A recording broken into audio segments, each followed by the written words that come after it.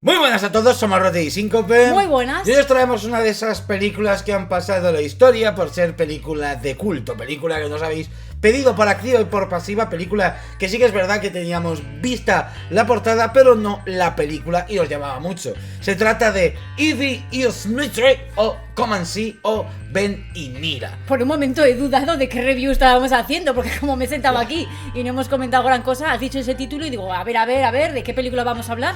Que yo pensaba que era de Come and See. Esta película es de 1985 de la Unión Soviética. Es un encargo que hizo la Unión Soviética para celebrar el 40 aniversario de la derrota de los alemanes en la Segunda Guerra Mundial. Yo os digo una cosa, la URSS podía haberse ocupado por el año en el que hizo esta peli, un poquito más de otras cosas que tenían un poquito más al sudeste de Europa, de las que ocuparse, que en vez de hacer celebraciones con películas como esta. Yo solamente digo que ya el hecho de hacer una celebración de una batalla, de una guerra, me parece algo horroroso, catastrófico, y desconocía totalmente este dato, pero os aseguro que si lo llego a saber antes de ver la película, hubiese visto la película con otros ojos un poquito más críticos de lo que la he visto. A ver, os voy a advertir, esta película vamos a hablar de ella con spoiler, y no vamos a hablar de forma técnica, no vamos a explicaros las maravillas cinematográficas que ocurrieron en el 85 gracias a Come and See. No, vamos a explicarlo lo que ha sido verla para nosotros. La hemos visto por primera vez y con muchas ganas, ya que esta película la íbamos a ver a la vez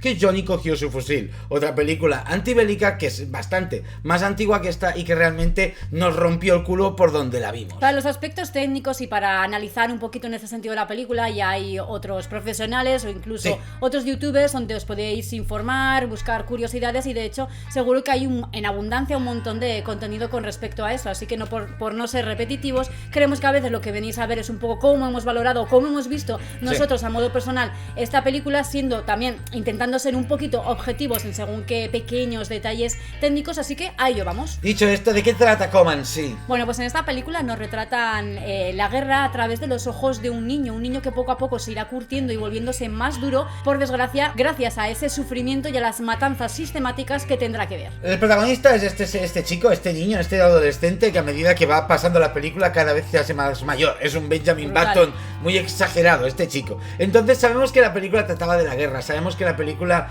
iba a ser dura, sabemos que la película iba a ser un drama en toda regla. Cosa que ya os digo que quizás no nos ha llegado como debía llegarnos. Antes de eso, decir que la película la hemos visto en filming y remasterizada. Eso significa de que la han retocado para que se vea con mucha mejor calidad de lo que se vio en su momento. Además que la película dura 2 horas y 20 minutos. Hay una versión corta de 1 hora 45. Quitaron 30 y pico minutos de film, que esa no es la que hemos visto. Hablando de estos pequeños retoques, ya voy a entrar ahí en el meollo. Sí que es verdad que la película se veía brutal, se veía muy bien. De hecho, creo que se veía hasta demasiado bien, porque para ser una película de 85 me costaba un poco verla también, y más siendo la primera vez que la había visto. Algo que me da un poquito de apuro, que no me terminaba de convencer del todo, es el tema del sonido. Sí que es verdad que habrán puesto la imagen en más calidad, pero el tema del sonido lo han dejado un poco apartado, o como un poco en un segundo plano, porque se seguía oyendo como muy superpuesto y con una voz bastante antinatural o distinta de la que parecía que le pegaban a los protagonistas.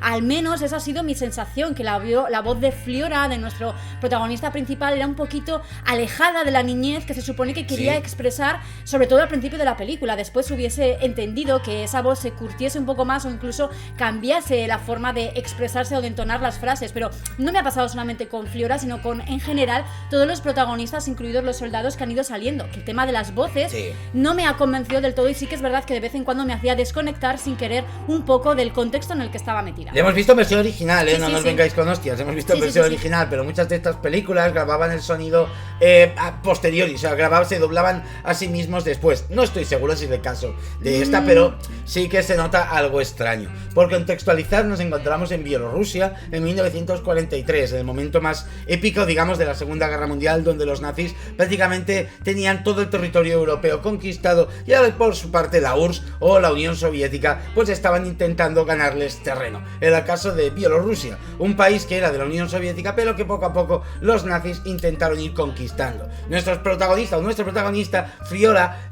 vive en una de esas pequeñas aldeas pobres de Bielorrusia, de campesinos. Desde el principio nos muestran como él con un amigo están buscando rifles por una especie de descampado para poder alistarse y poder ayudar a su país, poder ayudar a su pueblo y a su familia combatiendo contra estos nazis. Bueno, ayudar a su familia parece que va a hacer todo lo contrario, porque cuando le dice a su madre que se quiere ir a la guerra y que ya tiene el fusil y que se va a poder alistar porque era una de las cosas necesarias para poder apuntarse y marcharse a la guerra, su madre no le hace nada de gracia. De hecho, prácticamente le dice que es una condena a muerte tanto para ella como para sus hermanas, básicamente porque parece que les dejará en la casa, en la aldea, abandonados, y que si por alguna casualidad vuelven los soldados o llegan los soldados alemanes, pues acabarán con ellos o les harán cualquier barbaridad porque no hay nadie que proteja esa casa. No voy a decir que la película es lenta porque no lo es, pero sí que es cierto que todas estas escenas de la aldea, de cómo Friola va consiguiendo el fusil, de cómo se va preparando para poder alistarse en este pequeño ejército, realmente quizá hemos visto demasiadas películas de guerra, quizá hemos visto demasiadas películas drama, quizá hemos visto demasiadas películas caso real de pequeñas aldeas, cómo lo han pasado mal, no solo en la Segunda Guerra Mundial, sino en cualquier época de la historia, que no llegué a empatizar nada de nada con esta aldea y con este chico, con Friola. Mira que el chaval creo que lo hace muy bien, creo que es un actor que para algunos quizás sobreactúa demasiado, no reconoceré que no en algunas escenas, pero sí que creo que le da la potencia que la película quizá buscaba, con muchos primeros planos, con muchas escenas en silencios o con músicas de fondo, o un poquito más surrealistas para crear una carga dramática. Pero él lo hace bien. Es la película que quizá mete demasiadas filigranas técnicas, y creo que eso hace que para mi caso desconecte un poco más. A mí estas filigranas, que es la primera vez que digo esa palabra, estas filigranas técnicas me han gustado, sobre todo los primeros planos, muchísimo, muchísimo. La interpretación del chaval también me ha encantado, me ha parecido de verdad brutal, quizás un poquito sobreexagerada en determinadas escenas, pero creo que hacía falta esa sensación hacia el espectador de que realmente ese chico estaba dejando de ser tan niño. Creo que hacía falta esa expresión en su cara de que había madurado en cierto sentido para mal, incluso en las últimas escenas, esa piel tan cascada, tan envejecida y tan seca de todo lo que ha pasado, ¿no? Creo que esa progresión del chaval, tanto de su caracterización como de su expresividad, a mí sí que me ha gustado, pero tengo que confesar que no me ha llegado tanto como imaginaba, como pensaba que iba a llegar, porque, joder, es un niño, ¿no?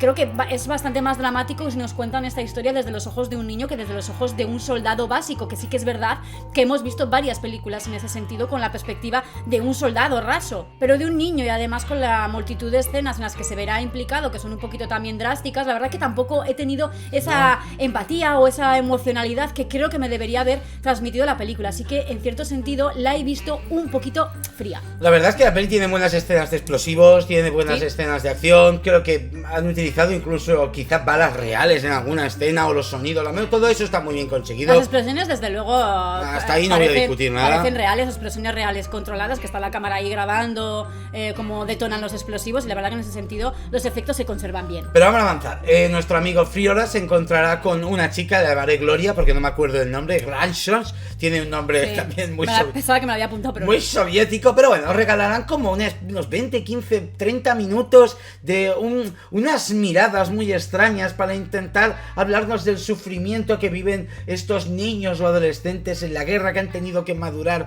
rápidamente, con una escena donde vemos a esta chica llorando en el bosque, luego llorando Friola, luego riéndose los dos, luego yéndose juntos, luego parece que ella cree que Friola le ha traicionado. Venden una historieta de amor ahí muy extraña. No sé ni si llega a ser una historia de amor. No tengo ni idea lo que hay ahí. Es una historia rara, pero sí que estoy de acuerdo contigo, que creo que lo que intentan expresar básicamente es eso, ¿no? La locura un poco y la inestabilidad emocional y mental que tiene la gente en la guerra, ¿no? El trauma que les ocasiona ver todas estas cosas. Por eso la chica parece en algún momento incluso que confiesa que tiene dos nombres, que son dos personas, tiene dos actitudes, dos cambios de expresión facial bastante drásticos, que obviamente detona que tiene una pequeña esquizofrenia o alguna especie de trauma que no le deja ser tal cual es, ¿no? Hay una escena que comparten bailando, que también resulta un poquito cómica. Minutos antes les han atacado unos aviones alemanes y les han bombardeado. Esos aviones, perdón que te corrija, son los aviones de la Estrella de la Muerte de Star Wars, porque las balas ¡pium, pium, pium! Son rojas, parece una batalla del espacio.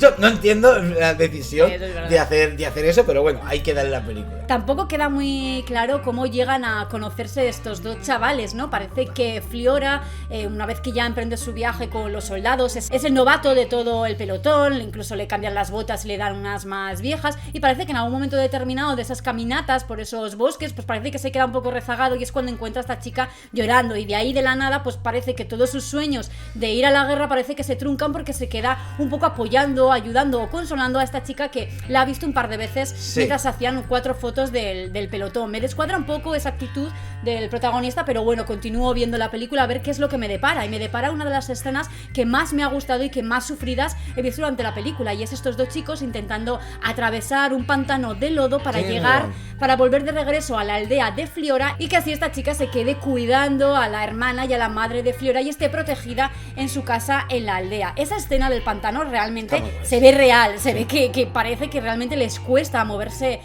por ahí, que es Fliora, el actor que representa a Fliora, el que está haciendo todo el esfuerzo para que realmente abrirse camino por ahí y llegar hasta el camino real de tierra donde puedan caminar. La verdad que ahí le he sufrido, es un poquito larga la escena y se siente dura. Pero ojo, si vais a Bielorrusia y os encontráis en estos pantanos, no os preocupéis, es como los niños, tú no miras, pum, y desaparece, pam, ya no hay pantano, de golpe hay un lago de agua precioso donde también caerá esta chica, y que parece que ya no es tan profundo como antes. Bueno, hay bastantes fallos de estos. No es tan profundo y ni siquiera tiene lodo, o sea, no tiene nada, es otro pantano realmente totalmente distinto, o es que simplemente sitio, es que es prácticamente la misma secuencia, pero hay un momento que gira en la cámara y ya no es el mismo paisaje. La verdad que aprovecho ya este Kit Kat que has hecho, y hay bastantes errores o despropósitos en ese sentido en la película, tanto del decorado como del atrecho, como un poco de las vestimentas y las cosas un poco que, bueno, deben quedar secundarias, pero que, bueno, que son obvias, que son distintas y que están cambiadas, y no se entiende si es a propósito, si estaban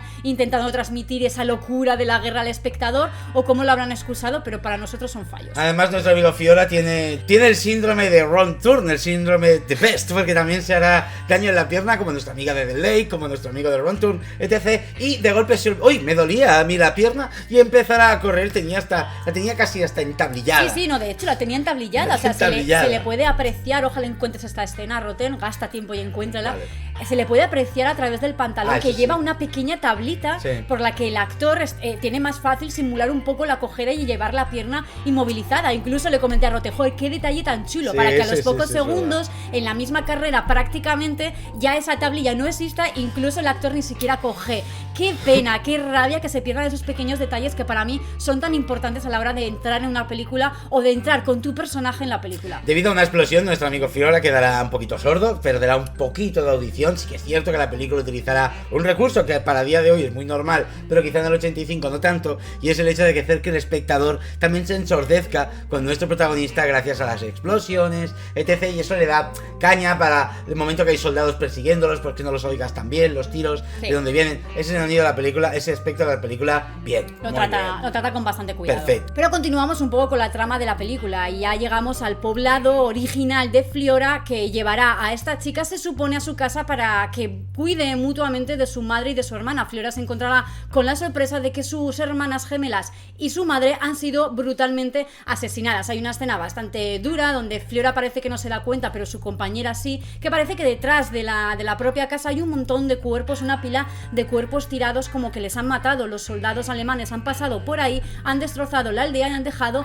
a la mitad de la población muerta, y a la otra mitad les han dejado sin ningún tipo de recursos, ni vacas, ni cerdos, ni gallinas, ni siquiera pan, y ni siquiera quizás con sus casas. Así que viven en una extrema pobreza, y cuando Fliora llega procedente del ejército, rápidamente le piden ayuda. Así que Fliora se embarcará de nuevo en un viaje hacia la guerra con nuevos compañeros, con un pequeño mini pelotón que le acompañarán un poco en sus andadurías. Para más Inri nos encontraremos al que creemos ahora mismo que era el padre de Fliora, que lo encontraremos quemado vivo. Al parecer le han echado gasolina por encima y no han querido rematarlo, lo han dejado así, prácticamente chamuscado, pero todavía con vida. Una de las peores torturas que puede existir en la historia. Con todo esto, nuestro amigo Fiora, y además uno de los capitanes de este pequeño pelotón irán en busca de comida, irán en busca de robar pues una vaca a una pequeña granja para poder alimentar a su pueblo, a los pequeños aldeanos que todavía han quedado. Esta escena de la vaca, ya os digo que tampoco aporta mucho a la película, es una escena en la que amenazan a un granjero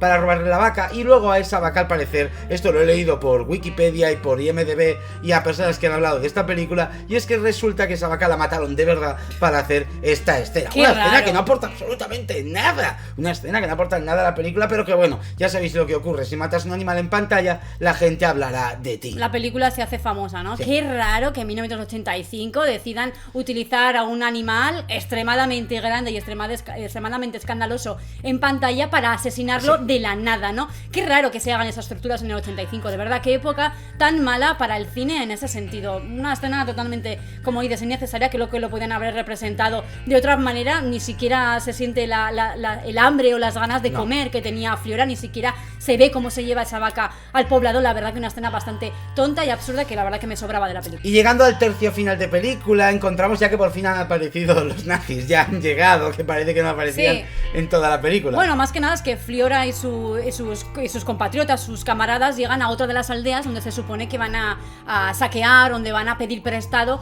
recursos para que su aldea sobreviva, con la sorpresa de que justo en esa aldea acaban de llegar el ejército nazi y por fin vamos a ver, como dices, vamos a ver todas las aventuras y desventuras que estos nazis proporcionaban a estos judíos, ¿no? Porque en algún momento de la película también les llaman judíos de una forma así despreciante. Y por fin podemos decir como espectadores que esta es la parte climática de la película, el tercio climático final, y para mí pues de las cosas mejores que tiene la película, esta última parte. Así en resumen, separarán hombres de mujeres en dos apartados entre ellos para luego meterlos todos juntos dentro de una iglesia. Todos podemos imaginar qué va a ocurrir dentro de esa iglesia, pero aún así uno de los soldados da permiso para que el que quiera salir por la ventana de esa iglesia pueda. La única excepción es que no pueden salir niños pequeños, ya que el primero que saldrá allí será nuestro amigo Fiora. Tengo que decir que estoy resumiendo toda esta escena, pero es de las que más carga dramática en cuanto a técnica visual tiene, ¿vale? Mucho primer plano, mucha escena a cámara lenta, mucha escena fuerte. A ver, para qué engañarnos. Hay mucha escena de multitud, ¿no? Multitud, gritos. Exacto, de multitud, grito, de caos, de histeria. La verdad que toda esta parte está muy bien desarrollada. Me ha gustado mucho esa incursión de los nazis en las casas ajenas, cómo les manipula, incluso cómo les engañan a esta población para que vayan a la plaza a mostrar sus papeles, diciéndoles básicamente que si están registrados correctamente con los datos que necesitan, no les pasará nada, ¿no? Como constantemente tienen esa especie de tortura psicológica que les hacen hacia ellos y que los nazis parecen, los alemanes parecen disfrutar tanto. Es bastante largo el proceso hasta que meten a toda la población básicamente en ese pequeño granero, en esa iglesia, no tengo muy claro qué era, para darles un montón de tiros al azar, para acabar prácticamente quemando esa casa y quemando con todo ello dentro. Pero habrá un par de personajes o tres, entre ellos nuestro protagonista Fiora, que como dice Rotten saldrá por la ventana intentando pues buscar un final distinto. No sabemos si es mejor o peor al que le iba a tocar vivir dentro de esa casa que iba a ser quemado vivo. Ese momento donde sale, cuando se asoma a través de la ventana, sus caras, para este momento de la película es la parte que más me gusta de expresividad del protagonista, por eso donde realmente ya le siento endurecido, donde realmente ya le siento madurado por todos los efectos y las consecuencias de la guerra. Ya no lo veo un niño. Yo voy a aplaudir a esta escena en la que se está haciendo una foto con un Mauser en la cabeza. Esa es la escena, portada de la película, seguramente portada de la miniatura, incluso. Es la mejor escena de la película, sin duda, la que a mí esta sí que me ha llegado un poquito incluso a incomodar, de plan, míralo, es como si hacen una foto con él, incluso lo maten o no. Al final, en estos momentos, que te maten es lo de menos. Ya es la situación que estás viviendo. Exacto, el miedo que tiene ahí, lo bien que lo expresa el chico. Yo la verdad que no tenía ni idea cómo iba a acabar la película, y estaba un poquito tensa en esta escena porque pensaba que después de la foto directamente pues iban a disparar y se iban a cargar al protagonista, ¿no? Pero no, sorprendentemente le dejan tirado y deciden marcharse en una escena que la verdad que están los alemanes como borrachos, de fiesta, de celebración, y la verdad que también se me ha hecho un poquito larga y un poquito pesada. Ya lo había entendido como para que sea algo tan extenso. Para rematar la película, acabarán atrapando a varios de este grupo justamente de nazis que han quemado esta aldea para hacerles justicia. Hablarán de si quemarlos vivos, intentarán traicionarse entre ellos. Tendremos varias escenas de algunos de estos aldeanos, parece que quieren cobrar ellos la venganza, ya sea con la antorcha, con la gasolina o a tiros. tiros y los acabarán matando a todos ellos, a todo ese grupito de nazis. Para todo esto, nuestro amigo Fiola nos regalará una escena que es la más famosa para muchos de esta película, y es un cuadro de Hitler donde pone Hitler nos liberará, y nuestro amigo Fiola pegándole tiros. Todo esto haciendo retrospectiva de toda la historia de Hitler hasta que llega a ser un bebé. Todo hacia atrás, un montón de flashes, las imágenes de archivo, etc, etc. Como dando a entender pues lo típico que mucha gente nos ha planteado a cada uno de nosotros como un dilema moral o un dilema histórico, ¿no? ¿Qué pasaría si Hitler no hubiese nacido? ¿Qué pasaría si alguien hubiese matado a Hitler niño? ¿Hubiera ocurrido esta Segunda Guerra Mundial? ¿Nos hubiéramos evitado muchas matanzas, se supone, innecesarias? La respuesta no la sabemos y siempre podemos teorizar y conspirar un poquito alrededor de esto, y creo que esta es la sensación que te quiere dejar la película. A mí esta escena la voy a criticar porque la verdad que se me ha hecho muy larga, extremadamente larga, y volvemos a lo mismo que he dicho antes. Ya había entendido el concepto de lo que me querías transmitir, ya he pensado y he reflexionado qué pasaría si Hitler no hubiese existido, o también la otra vertiente que básicamente nos llega a decir que Hitler era un niño igual que todo el resto de nosotros, y que ¿por qué tendría que ser malvado? ¿Quién convirtió a Hitler en malvado? ¿No? El psicópata nace, se hace, un poco estos dilemas cuestionables que nos hemos planteado muchas veces. Por resumir, la película acaba con un cartel de 648 aldeas en Bielorrusia fueron atacadas por los nazis, etc. Sí que es cierto que la película y pone fin hace años, bueno, cuando ya... y Fliora se vuelve a ir otra vez, se vuelve a ir, con sí. este pelotón, con otro pelotón nuevo, con una música así típica de Requiem, que yo lo siento, pero una vez más se me ha hecho muy largo. Muy largo, venía muy largo. de Requiem de Mozart. Venía de me parece que de Mozart no era. Sí, de Mozart. Vale.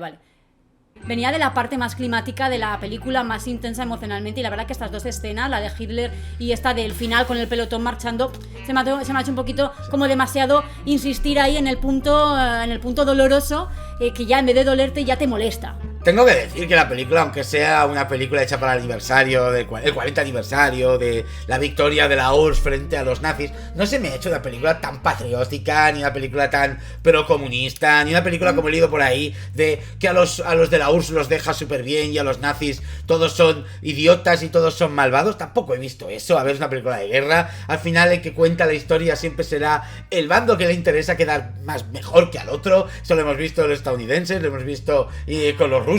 Los alemanes son los únicos que sí que es cierto que ellos sí que saben hacer autocrítica bastante bien sobre su parte en la guerra. Incluso Japón también lo ha sabido hacer, pero es normal, son películas como los aliens, ¿no? Siempre aterrizan en Estados Unidos. Pues una película de guerra, obviamente el país que hace la película va a intentar dejar siempre peor al bando contrario. Sí. Obviamente la URSS hizo cosas horrendas y la sigue haciendo durante 50 o 60 años más que lo que ocuparon los nazis Europa. Es cierto, pero una cosa no quita la otra. Es una película que está denunciando un contexto histórico en Bielorrusia. Así que tampoco nos pongamos tontos de los comunistas hicieron... No, o sea, aquí es una película crítica de la guerra. Ya está. Olvidaros de qué bando está criticando. La guerra es horrible, haga quien la haga. Por eso, ¿no? De ahí lo que acabas de decir tú, la frase de la guerra es horrible y sigue siendo guerra independientemente de qué bando la cuente. Por eso, cuando has empezado este vídeo diciendo que era un encargo para celebrar y la palabra guerra, o sea, me ha parecido realmente todo un poco surrealista. Pero no me lo ha parecido. Así que no, a mí tampoco me ha parecido. Por eso, si hay muchas críticas alrededor de esta película de que, pues que obviamente que intenta ensalzar a los bielorrusos y volver infernales a los nazis y tal, la verdad que no he sentido eso de forma exagerada. No he visto muchos discursos insistentemente en torno a eso. Sí que he visto discursos, obviamente. Porque nuestro protagonista era bielorruso y se movía en ese bando, entonces obviamente tenía que haber discursos de ese estilo. Lo más así impactante alrededor de eso que he visto es los disparos y el tiroteo a ese cuadro de Hitler nos liberará. Es lo único, pero vamos, no creo que sea algo muy distinto a lo que podrían haber hecho otras películas que no son catalogadas como tan patrióticas, ¿no? Obviamente, es lo que digo. Pero bueno, ¿en qué nota le vas a poner a Comanche? Uf, lo tengo complicado, porque... ¿Me mojo yo primero? Venga, va. Yo le voy a poner un 5. Y lo voy a decir así, la película está muy bien en el sentido de, para el año que es, del año 85, creo que es una película que no ha envejecido para nada mal en cuanto a efectos, quizá porque la han remasterizado, también supongo que ayuda. Creo que es una buena historia la que te cuenta, creo que está muy bien interpretada, creo que es una película que se puede ver, que el que no la haya visto, oye, que le dé una oportunidad. pero a mí no me ha llegado a ninguna parte. Me ha pasado un poquito como la tumba de las luciérnagas. No, tanto no. No, esa mucho menos. Pero porque me refiero... la tumba de las luciérnagas, nos dio un poco de rabia en ese sentido, ¿no? El melodrama tan, venga, llora, emocionate, si no, no tienes alma. Exactamente, pero quiero decir que es de estas películas que sé que a la gran mayoría del público le va a llegar al alma, va a pasarlo mal durante días, va a sentir que es uno de los dramas más duros que se ha visto en su vida, cosa que me pasó con Johnny cogió su fusil, que es mucho más sencilla y mucho más simple y anterior a esta y de otra guerra, obviamente. Pero en esta simplemente he visto buenas actuaciones, buenos planos, buenas técnicas, pero me ha faltado alma, me ha faltado que a mí me llegue algo de esta película, así que por eso le voy a pedir un 5, para ser justo con mi opinión y ser justo también con la película. El 5 es lo que merece. Pues yo más o menos voy a copiar un poco tus argumentos porque más o menos estoy de acuerdo en todo. Creo que a mí me ha gustado algunas escenas un poquito más. Justo estás. Entonces yo me quedaré con un 6 de nota. Así que a mí las películas bélicas normalmente me suelen gustar bastante. Esta no me ha aportado gran cosa distinto a lo que no me han aportado otras películas. De hecho, casi me atrevería a decir que con cualquier otra película de género bélico me suele emocionar y llorar más fácilmente, o por lo menos sobrecogerme más fácilmente de lo que lo he hecho con esta película, a pesar de que el protagonista era un niño. La he sentido muy distante, la he sentido realmente que era, como dices tú, es que esas palabras se me han quedado grabadas, un encargo para homenajear y celebrar algo, no tanto una película para remover algo a los espectadores. No creo que esta película haya sido dirigida al público, sino más bien dirigida a esos compatriotas o esos patriotas que realmente sí que sienten en sus corazones esa batalla ganada y esa lucha tan ferviente que se vivió en la Segunda Guerra Mundial. Por mi parte, eso me queda un poco alejado, al igual que la película. Así que muchísimas gracias a todos los que habéis llegado hasta aquí, muchísimas gracias a todos los que entendéis los puntos de vista de demás personas en estas películas que son un poquito tan intocables, quizás no es de las más intocables, pero sé que va a aparecer el típico reparte carnets de cine que nos va a decir de todo. Sí, que no tenemos ni idea, que los planos, los tal, y es como que sí, que eso ya hemos dicho que no íbamos a hablar, pero obviamente eso parece que no lo habremos dicho. Y será una película de este estilo, de culto de esta época, como hemos hecho con Johnny, con Eraserhead, con Come and See, con muchas otras que entre los 70 y los 80 hemos hablado de muchas películas de estas que tienen un punto como muy duro. No películas de terror, sino películas de estas que han creado algo en la sociedad durante la época que estuvieron activas. Dicho esto, muchísimas gracias, Síncope. Como siempre, Tirrote. A los miembros, a los Patreons, a los nuevos subs, a los de siempre. Recordad pasar por los membresías, que hay ventajas nuevas que quizá os interesen, y nos vemos en la siguiente. Venga, Gur. Y además de con tu like y suscripción, te recuerdo que siempre puedes pudrir tu mente un poquito más, ya sea con la membresía de YouTube o con nuestro Patreon, con el cual podrás ver los vídeos antes que los demás, además de acceder a nuestro Telegram privado, donde la congregación podrida te dará una bienvenida que ni te esperas. Y siempre recordarte que en la descripción te dejamos enlaces a descuentos en diferentes lugares, ya sea de ropa, merchandising o incluso de videojuegos.